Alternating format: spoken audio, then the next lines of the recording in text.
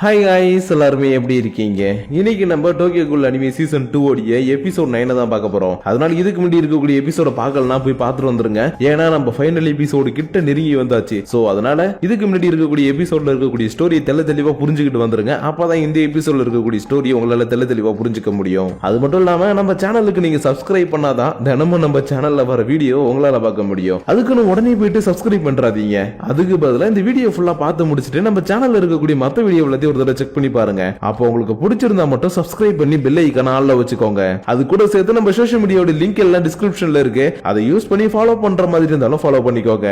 ஏன்னா நீங்க இப்ப பாத்துக்கிட்டு இருக்கிறது இன்ஃபினிட்டி அனிமேஷன் சேனல். வாங்க டைம் வேஸ்ட் பண்ணாம இந்த எபிசோடுக்குள்ள போயிடலாம். சோ இந்த எபிசோட ஓபன் பண்ணதும் இந்த டக்கிசாவா வைபுலே தான் காட்டிக்கிட்டு இருக்காங்க. அதாவது நம்ம அம்மானுக்கு ஃபர்ஸ்ட் அசிஸ்டன்ட் ஆயிருந்து இன்னொருத்தனுக்கு அசிஸ்டன்டா மாறி இருப்பான் இல்லையா, அந்த வைபுலே தான் இந்த இடத்துல காட்டிக்கிட்டு இருக்காங்க. இருந்தாலும் இவன் கொஞ்சம் குழப்பத்தோட உட்காந்துக்கிட்டு இன்னைக்கு நான் என்ன பண்ண போறேன்னு தெரியலன்ற மாதிரி யோசிச்சுக்கிட்டு இருக்கான். ஏன்னா ஆர்மில எல்லாம் எப்படி இந்த போருக்கு போறதுக்கு முன்னாடி உங்களுடைய ஃபைனல் வேர்ட்ஸ் ஒரு லெட்டரா எழுதி கொடுங்க உங்களுடைய ஃபேமிலிக்காகன்னு சொல்லுவாங்களோ, அதே மாதிரி தான் இவங்க 20th வார்டுல இருக்கக்கூடிய அன்டேக்கோல இருக்கக்கூடியவங்களை அட்டாக் பண்றதுக்காக போறதுக்கு முன்னாடி இவனுடைய கடைசி வார்த்தைகளை ஒரு லெட்டர்ல எழுதி கொடுக்க சொல்லி இருக்காங்க. சோ இப்படி இவனுக்கு சொன்னது மட்டும் இல்லாம யாரெல்லாம் அந்த இடத்துக்கு போக போறாங்களோ அவங்க எல்லாருக்குமே அந்த லெட்டரை கொடுத்து எழுத சொல்லியிருக்காங்க. ஏன்னா இவங்க போட்டு தள்ளுறதுக்கு போறது ஒன்னும் சாதாரண கோல் கிடையாது, ஒன்னை எவுள். சோ அது கூட சண்டை போடும் போது யார் எப்படி சாவானே சொல்ல முடியாது. அதனாலதான் இந்த மாதிரி எல்லாருமே ஆளுக்கு ஒரு பக்கம் லெட்டர் எழுதிக்கிட்டு இருக்க இந்த மிஸ்டீரியஸ் பர்சனும் லெட்டர் எழுதுறத காட்டிக்கிட்டு இருக்காங்க. அதாவது ஒருத்தன் ஆல்ரெடி ஒன்னையவுள் கூட கொடூரமா சண்டை போட்டான்னு சொன்ன இல்லையா, அவன் தான் இந்த இடத்துல உட்காந்துக்கிட்டு யாருக்கு நான் லெட்டர் எழுதுறது, என் வாழ்க்கையில யாருமே இல்ல, சரி ஓகே மூடி வச்சுட்டு போவோன்னு எதுவுமே தான் மூடி வச்சுக்கிட்டு இருக்க. இன்னொரு பக்கம் டோக்கோ ஹர்மியான்ற ஒரு சமாதிக்கு முன்னாடி நம்ம அம்மான் வந்து உட்காந்துக்கிட்டு இருக்கிறான். யாரா இவங்க அப்படின்னு பார்த்தா இவங்க நம்ம அம்மான் கூட ஒன்னா படிச்சுக்கிட்டு இருந்தவங்க. ஆனா இவங்க எல்லாருமே இன்வெஸ்டிகேட்டர் ஆகிறதுக்குள்ள இந்த பொண்ணு இறந்து போயிட்டா. இன்னும் சொல்ல போனா அம்மானுக்கு ஒரு ஃபர்ஸ்ட் லவர் மாதிரி. அதனாலதான் இவன் சாகறதுக்கு முன்னாடி ஏதாச்சும் வேர்ட்ஸ் இருந்ததுன்னா உன்கிட்ட தான் சொல்லணும்னு இந்த இடத்துல உட்காந்து இவன் ஃபீல் பண்ணிக்கிட்டு இருக்க. கரெக்டா இவன் இருக்கக்கூடிய இடத்தை தேடி அகிரா வந்திருக்கிறா. ஏன்னா அகிராவுக்கும் இந்த உலகத்துல யாரும் சொல்லிக்கிற அளவுக்கு இப்ப சொந்தக்காரங்க இல்ல. அதனாலதான் இவன் யாருக்குமே லெட்டர் எழுதி வைக்கிறதுக்கு பதிலா டைரக்டா இப்படி அம்மானு கிட்ட வந்ததும், நான் உங்ககிட்ட இதை சொல்றேன், இதை நீங்க ஞாபகம் வச்சுக்கோங்க. ஏன்னா நம்மள யார் உயிரோட வருவோம்னு நம்மளுக்கு தெரியாது. அப்படி இருக்கும்போது நான் சொல்ற அந்த வார்த்தைகளை மட்டும் ஞாபகம் வச்சுக்கோங்கன்னு இவ லைஃப்ல நடந்த விஷயங்கள் எல்லாத்தையுமே ஒண்ணு விடாம அம்மானு கிட்ட சொல்றா. இதெல்லாம் விட ரொம்பவே இம்பார்ட்டன்டான ஒரு விஷயம், இவளுடைய அம்மா எப்படி செத்தாங்கன்ற விஷயத்தையும் இப்பதான் அம்மானு கிட்ட சொல்றா. ஏன்னா அம்மானுக்கே அவங்க எப்படி செத்தாங்கன்ற விஷயம் சரியா தெரியாது. ஏன்னா சிசிஜில இருக்கிறவங்க எல்லாருமே அந்த டெத் வந்து நார்மலா நடந்துச்சு அப்படியே இப்படின்னு சொல்லி கவர் பண்ணிருப்பாங்க. ஆனா உண்மையா இவளுடைய அம்மா இறந்து போகிற அன்னைக்கு என்ன நடந்துச்சுன்னா, உன்னை எவ்வளவு உங்களை அட்டாக் பண்றதுக்காக வந்திருக்கோம். அந்த டைம்ல நம்மளால இது சமாளிக்க முடியாது, உடனே இங்கிருந்து போயிடலன்னு சொல்லிட்டு எல்லாருமே தப்பிச்சு போக பார்க்கும்போது அகிராவுடைய அப்பாவை எல்லாருமே வெளியில இட்டு வந்துருவாங்க. ஆனா அம்மாவை மட்டும் இட்டுட்டு வரவே இல்லை. ஏன்னா இங்க யாராச்சும் ஒருத்தவங்க இருந்து இதை தடுத்து நிறுத்தினாதான் மத்தவங்களால வெளியில போக முடியும்னு உங்களுக்கு நல்லாவே தெரிஞ்சிருக்குது. அதனாலதான் இவங்க வாலண்டியரா நான் இதை பாத்துக்கிறேன், நீங்க எல்லாரும் வெளியில போயிடுங்கன்னு மத்தவங்களுடைய உயிரையும் என்னுடைய அப்பாவுடைய உயிரையும் காப்பாத்துறதுக்காக அன்னைக்கு அவங்க உயிரை விட்டுட்டாங்கன்னு ஒன்னையவுள் கோல் தான் என்னுடைய அம்மாவை கொன்னுச்சுன்ற விஷயத்த எல்லாத்தையுமே இவங்கிட்ட சொல்லணும். ஒன்னையவுள் கோல் தான் என்னுடைய அம்மாவை கொன்னுச்சு. அதனால இன்னைக்கு நம்ம சண்டை போடும் போது கண்டிப்பா அந்த ஒன்னையவுளுக்கு என் கையால தான் நான் சாவை கொடுப்பேன். அப்படி இல்லைன்னா எனக்கு நீங்க ப்ராமிஸ் பண்ணுங்க, நீங்க அந்த ஒன்னையவுளை எனக்காக கொல்லணும். அது போக நீங்க திரும்ப உயிரோட வரணும். ஏன்னா உங்ககிட்ட நான் நிறைய விஷயங்கள் இன்னமும் பேச வேண்டியது இருக்கு. ஆனா இப்ப என்னால ஒண்ணு மட்டும் தான் பண்ண முடியும்னு இவ டக்குன்னு அம்மானை புடிச்சு கிஸ் பண்ண அப்படியே பின்னாடி ஒரு காதல் பீஜியுமே ஓடிக்கிட்டு இருக்குது. ஆனா இங்க நடந்தது என்னன்னா, அம்மான் இவ கிஸ் பண்றதுக்கு முன்னாடி தடுத்திருப்பான். ஏன்னா ஆல்ரெடி இப்ப தானே தன்னுடைய ஒன் சைடு கிரஷ் கிட்ட போயிட்டு புலம்பிட்டு வந்தான். சோ அப்படி இருக்கும்போது டக்குன்னு இந்த பொண்ணு வந்து கிஸ் பண்றது இவன் கிட்ட பழகிறது எல்லாமே இவனுக்கு கொஞ்சம் ஆக்வர்டா ஃபீல் ஆயிருக்கும். அதனாலதான் இப்படி இவன் தடுத்ததுனால அகிராவும் என்னுடைய நிலைமையை புரிஞ்சுக்கிட்டு சரி ஓகே இன்னைக்கு நம்ம ஃபர்ஸ்ட் பண்ண வேண்டியதை பண்ணுவோம், அதுக்கப்புறம் இதை பத்தி நம்ம பேசுவோம்னு அம்மான எந்த ஒரு பதிலையும் சொல்ல விடாம இவளே வந்து பேசிட்டு இவளே எல்லாத்தையும் பண்ணிட்டு திரும்பவும் இவ ஆபீஸுக்கு கிளம்பி போய்கிட்டு இருக்கா. சோ இப்படிதான் அம்மான் எதிர்பார்க்காத சில விஷயங்கள் இந்த பக்கம் நடந்துகிட்டு இருக்க. இன்னொரு பக்கம் காலையில இருந்து குழப்பத்திலே உட்கார்ந்து இருந்த அந்த டக்கிசாவா இருக்கான் இல்லையா, அவன் வீட்டுல உட்கார்ந்துகிட்டு லெட்டர் எழுதுனதுக்கு அப்புறம் கையாமையா அழுதுகிட்டு இருக்கிறான். ஏன்னா இவன் ரொம்ப சின்ன பையன், இந்த மாதிரி சண்டைக்கெல்லாம் போய் பழக்கம் இல்ல. அதனாலதான் இன்னைக்கு போயிட்டு நான் உயிரோட வரலன்னா என்ன பண்றது, நான் எதுவுமே அனுபவிக்கல, இப்பதான் எனக்கு 18 வயசு ஆகுது, ஐயோ கடவுளே யாராவது காப்பாத்துங்க, என்னை எப்படியாச்சும் ஹெல்ப் பண்ணுங்கன்னு இந்த லெட்டர்ல இவனுடைய அம்மாவுக்கு கடைசி வேர்ட்ஸ் எழுதி வைக்கிறதுக்கு பதிலா நம்ம எப்படி இந்த எக்ஸாம்ல மார்க் கம்மியாயிடும் பயந்துகிட்டு ஸ்ரீராம ஜெயம்லாம் எழுதி வைப்போம், அந்த மாதிரி இவன் கடவுள் பேர் எழுதி வச்சுக்கிட்டு அழுதுட்டு உட்கார்ந்து இருக்கிறான். ஆனா இன்னொரு பக்கம் இருக்கக்கூடிய இந்த சூஷு பயப்புல மட்டும் எவன் எங்க போனா எனக்கு என்ன, என் வழியில ஜாலியா நான் பொட்டி போய்கிட்டே இருப்பேன், எவனுக்கும் லெட்டரும் எழுத மாட்டேன்னு இன்னைக்கு எழுத சொல்லி கொடுத்த அந்த லெட்டரை ராக்கெட் செஞ்சு ஒரு பில்டிங் மேல விட்டுக்கிட்டு இருப்பான். இந்த ராக்கெட் என்ன ஆகுதுன்னா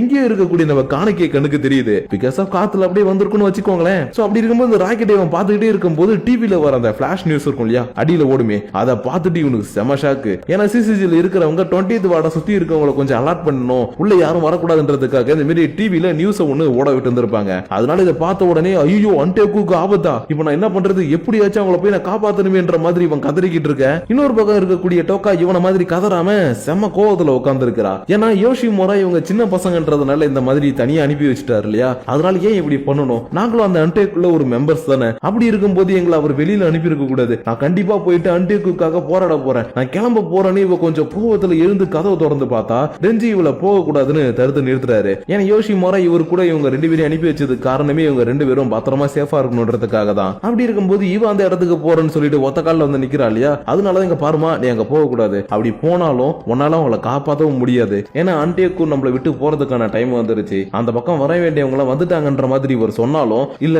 இல்ல என்ன மன்னிச்சிருங்க, நீங்க சொல்றது நான் இப்ப கேட்க போறது கிடையாது, ஏன்னா என்னுடைய அன்டேக்கு எனக்கு வேணும், ஏன்னா என்ன வளர்த்தது என்ன உருவாக்குனது இவ்வளவு பெரிய ஆளா மாத்தினது எல்லாமே அன்டேக்கு தான். அப்படி இருக்கும்போது அன்டேக்கும் யோஷிமுராவும் அழிஞ்சு போறதுக்கு நான் விட மாட்டேன், நான் கண்டிப்பா அங்க போக தான் போறேன், அவங்களை எல்லாரும் காப்பாத்த தான் போறேன்னு ரிஞ்சி சொல்றதையும் கேட்காம இவ இந்த இடத்துல இருந்து ஓடி வந்துகிட்டு இருக்க. இவளுக்கு அங்க இருக்கக்கூடியவங்களுடைய நினைப்பெல்லாம் அதிகமா வந்துகிட்டே இருக்குது. ஏன்னா டோக்காவும் சின்ன வயசுல இருந்து அனாதையா வளர்ந்த ஒரு பொண்ணு, அப்படி இருக்கும்போது இந்த அன்டேக்குள்ள இருக்கவங்க தான் இவளுக்கு ஒரு ஃபேமிலி மாதிரி. அப்படி இருக்கும்போது இவங்களையே வந்து சிசிஜி போட்டு தள்ள போறாங்க இல்லையா, அதனாலதான் இவன் அன்டேக்கோ நோக்கி ஓடி வந்துகிட்டு இருக்கும்போது அவங்களுக்கு எதுவும் ஆக கூடாது எதுவும் ஆக கூடாதுன்னு மனசுக்குள்ள நினைச்சுக்கிட்டே ஓடி வந்துகிட்டு இருக்க.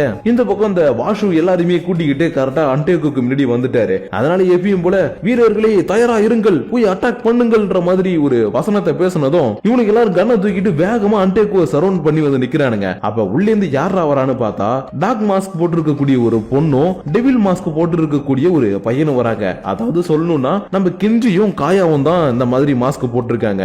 அதனால இவங்களை பார்த்ததுமே இவங்க எல்லாருமே சுட ஆரம்பிக்க இவங்க அசால்ட்டா இதுலயும் தப்பிச்சு மேல போய் நின்னுகிட்டு கைஸ் ஒரு கை பாத்துடலாமான்னு சொல்றாங்க. ஏன்னா இவங்களுக்கு கீழேயும் ஒரு கிளான் இருக்குன்னு ஆல்ரெடி சொன்னா இல்லையா, அந்த கிளான்ல இருக்கக்கூடிய மெம்பர்ஸ் எல்லாருமே இந்த இடத்துக்கு இவங்க வர வச்சிருக்காங்க. அதனால இவங்களை பார்த்ததும் டேய் இவங்களா, இவங்க ரொம்பவே கொடூரமானவங்களா, சுடுங்கடா சுடுங்கடான்னு திரும்ப இவங்க சுட பார்த்தாலும் எக்கச்சக்க பேரை இவங்க அசால்ட்டா போட்டு தள்ள ஆரம்பிக்க.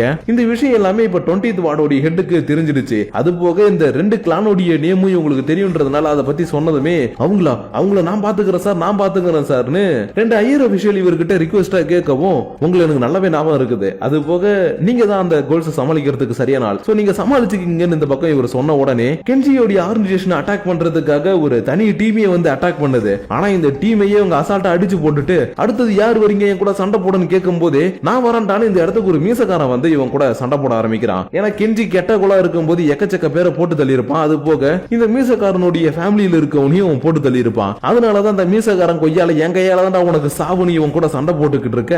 இதே மாதிரி தான் காயாவுடைய பிளாக் டாக் டீமையும் கோல்டு குயின்கே வச்சிருக்கக்கூடிய ஒருத்தன் வந்து அட்டாக் பண்றான். அதாவது கெஞ்சி எப்படி மீசக்காரனுடைய ஃபேமிலியில இருக்கவனை போட்டு தள்ளினானோ அதே மாதிரி தான் பிளாக் டாக் ஆர்கனைசேஷன் ரன் பண்ணிட்டு இருக்கக்கூடிய காயாவும் கெட்டவளா இருக்கும்போது இவருடைய உருப்பாதி முகத்தையே சிதைச்சிட்டா. அதனாலதான் என்னுடைய முகத்தை சிதைச்ச ஒண்ணு இன்னைக்கு சிதைக்காம விட மாட்டேன்ற மாதிரி இந்த பக்கம் டைலாக்க பேசிக்கிட்டு இருக்க. இன்னொரு பக்கம் வாஷு கூட இருக்கக்கூடிய சோல்ஜர்ஸ் எல்லாரும் நடுங்கிட்டு இருக்கானுங்க. ஏன்னா இவனுங்களுக்கு முன்னாடி இப்போ ஒன்னை எவ்வளவு வந்துருச்சு. அதனால இது என்ன பண்ண போதுன்னே தெரியலையே, என்ன நடக்க போதுன்னே தெரியலையன்ற மாதிரி இவங்க பயந்துகிட்டு இருக்கும் போதே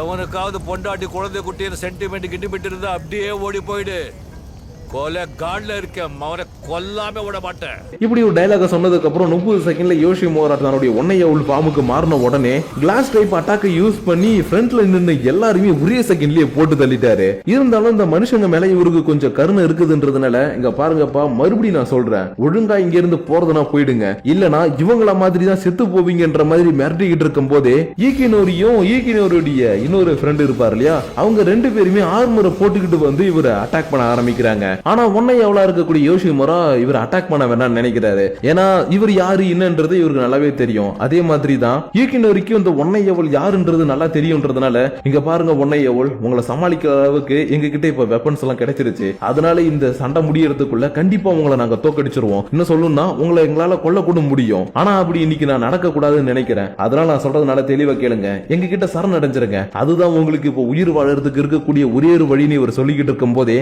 இந்த விஷயத்துல எல்லாத்தையும் இங்க இருக்கக்கூடிய ஒரு உயரமான பில்டிங்ல காணக்கிய உட்கார்ந்துகிட்டு பாத்துக்கிட்டு இருக்கிறான். ஏன்னா இவன் இந்த இடத்துக்கு ஹெல்ப் பண்ணணும்னு நினைச்சான் இல்லையா, அதனாலதான் வந்திருப்பான். பட் இவங்களுக்கு எப்படி போய் நம்ம ஹெல்ப் பண்றது, இவங்க வீட்டுக்கு தான் நம்ம போயிட்டோமே, அப்படி இருக்கும்போது நம்ம ஹெல்ப் பண்ணா இவங்க ஏத்துப்பாங்களா இல்லையான்னு தெரியாம இவன் ரொம்ப நேரமா முழிச்சுக்கிட்டு இருக்கப்போ, என்னப்பா இப்படியே பாத்துக்கிட்டு இருந்தா எல்லாருமே செத்துருவாங்க, அதுக்கப்புறம் நீ யார போய் பார்க்க போறேன்னு பின்னாடி ஒரு வாய்ஸ் கேக்குது. ஏன்னா கண்டிப்பா இவன் வருவான்னு தெரிஞ்சுக்கிட்டு நிஷிக்கி இவனுக்காக ரொம்ப நேரமா வெயிட் பண்ணி இருந்திருக்கான். அதனாலதான் இந்த இடத்துல இவன் காணிக்கையை பார்த்த உடனே, அப்புறம் காணிக்கை இவங்களுக்கு ஹெல்ப் பண்ண போறியா இல்லையா, நீ என்னதான் பண்ணலான்னு பிளான் வச்சிருக்கிறேன்னு இவன் கொஞ்சம் வாழ்க்கை தத்துவங்கள் அது இதுன்னு சொல்லி இவன் கிட்ட பேசிக்கிட்டே இருக்கும்போது பின்பக்கத்துல இப்படி ஒரு பிஜிஎம் ஒண்ணு ஓடிக்கிட்டு இருக்குது. யாரான்னு திரும்பி பார்த்தா அந்த ஷூ பைப்ல தான் இந்த இடத்துக்கு வந்து இப்படி சைக்கோ மாதிரி நின்னுட்டு இருக்கிறான். ஏன்னா இத்தனை நாளா ஒன்னை எவ்வளவு இருக்கக்கூடிய யோசிமுரா தான் இவனை நீ காணிக்கவே எதுவுமே பண்ணக்கூடாது, இதுக்கப்புறம் ஏதாச்சும் பண்ணினா உன போட்டு தள்ளிடுவேன்னு மிரட்டி இவனை கொஞ்சம் கண்ட்ரோல்ல வச்சிருந்திருப்பாரு. ஆனா இன்னைக்கு சிசிஜி கூட அவர் சண்டை போடுறதுல ரொம்பவே பிஸியா இருக்காரு இல்லையா, அதனாலதான் இவன் இந்த டைமை நம்மளுக்கு சாதகமா பயன்படுத்தி காணிக்கையை சாப்பிட்டுலான்னு இப்படி சைக்கோ மாதிரி வந்தவன், காணிக்கை உன நான் சாப்பிடணும் காணிக்கை, பிளீஸ் காணிக்கை நீ எனக்கு மட்டும்தான், நான் உன சாப்பிடணுன்றதுக்காக பல நாளா உன் பின்னாடி பைத்திய மாதிரி தெரிஞ்சேன். ஆனா இன்னைக்கு நீ என் கண்ணுக்கு முன்னாடி ஏன் என் கை கிட்ட இருக்கிற, உன நான் ரசிச்சு ருசிச்சு சாப்பிட்டு என்னுடைய பவர் இன்னமும் இன்க்ரீஸ் பண்ணிக்க போறேன். அதனால வா காணிக்கை வா, நான் உன்னை சாப்பிடணும்னு இருக்கிற பிரச்சனை போதாதுன்னு எக்ஸ்ட்ரா குடைச்சல் கொடுக்கிற மாதிரி இவன் வந்து அட்டாக் பண்ணிக்கிட்டே இருக்கவும் காணிக்கை ஒரே அடியில இவனை நாக் அவுட் பண்ணிட்டான். அதனால இப்படி நடந்திருக்க கூடாது, என்னுடைய காணிக்கை என்னை விட்டு போக கூடாது, எனக்கு மட்டும் தான் காணிக்கை போகாது இப்படி நீ இவன் படுத்து அழுதுகிட்டு இருக்க. காணிக்கை இவனை புரிஞ்சுக்கிட்டு, ஹே ஷூ இங்க பார், நீ என்ன நினைக்கிற என்ன செய்ய போறேன்னு எனக்கு நல்லாவே தெரியும், ஆனா இப்ப எனக்கு அதுக்கான டைம் இல்ல, நான் இவங்களை காப்பாத்தி ஆகணும், சோ நான் கிளம்புறேன் இப்படின்னு சொல்லிட்டு திரும்பவும் மாஸ்க் எடுத்து போட்டுக்கிட்டு மத்தவங்களுக்கு ஹெல்ப் பண்றதுக்காக கிளம்பி வந்துகிட்டு இருக்க. அப்படியே இந்த இடத்துல இந்த எபிசோட முடிக்கிறாங்க. சோ கைஸ், இன்னைக்கு நம்ம பார்த்த இந்த எபிசோட் உங்களுக்கு கொஞ்சம் புரிஞ்சிருக்கும் நினைக்கிறேன். ஏன்னா இது புரிஞ்சுக்கிட்டாதான் நீங்க நெக்ஸ்ட் எபிசோட தெளிவா புரிஞ்சுக்க முடியும். அதனால இந்த வீடியோல இருக்கக்கூடிய ஸ்டோரி உங்களுக்கு புரிஞ்சிருக்குதுன்னா ரொம்பவே நல்லது, இல்ல புரியல அப்படின்னா ஒன்னும் பிரச்சனை கிடையாது, திரும்பவும் எனக்காக ஒரே தடவை பாருங்க, கண்டிப்பா இந்த எபிசோட்ல இருக்கக்கூடிய ஸ்டோரி என்னன்றது உங்களுக்கு புரியும். அப்புறம் அது போக நம்ம சேனலுக்கு சப்ஸ்கிரைப் பண்ணாதவங்க யாராச்சும் இருக்கீங்கன்னா எப்பயும் போலதான் இந்த வீடியோவை இப்ப நீங்க பார்த்து முடிச்சிருவீங்க. அதுக்கப்புறம் நம்ம சேனல்ல இருக்கக்கூடிய வீடியோவை செக் பண்ணலனாலும் பிளேலிஸ்ட்ல நான் லிஸ்ட் போட்டு வச்சிருப்பேன், அந்த வீடியோஸை செக் பண்ணி பாருங்க. அப்போ உங்களுக்கு நம்ம சேனல் பிடிச்சிருந்தா மட்டும் சப்ஸ்கிரைப் பண்ணாதவங்க சப்ஸ்கிரைப் பண்ணிக்கோங்க. அப்படியே உங்களுடைய ஃப்ரெண்ட்ஸ் அண்ட் ஃபேமிலிக்கும் நம்ம சேனலை ஷேர் பண்ணி விட்டு இப்படி ஒரு சேனல் இருக்குதுடா பாருடா சப்போர்ட் பண்றான்னு கொஞ்சம் சஜஸ்ட் பண்ணி விடுங்க. அது மூலமா நம்மளுடைய இன்ஃபி ஃபேமிலி இன்னும் கொஞ்சம் வளரும். சோ அதனால முடிஞ்சதுன்னா ஷேர் பண்ணி விடுங்க. அப்படி இல்லனா கீழ இருக்கக்கூடிய கமெண்ட் செக்ஷன்ல உங்களுடைய பர்சனல் தாட்ஸ் அண்ட் வியூஸை எப்பயும் போல கமெண்ட் பண்ணுங்க. அப்படி நீங்க பண்ணக்கூடிய அந்த கமெண்ட்ஸோட சேர்த்து உங்களை நான் நெக்ஸ்ட் எபிசோடோட வந்து மீட் பண்ற வரைக்கும் உங்களிடமிருந்து விடைபெறுவது உங்கள் நான்.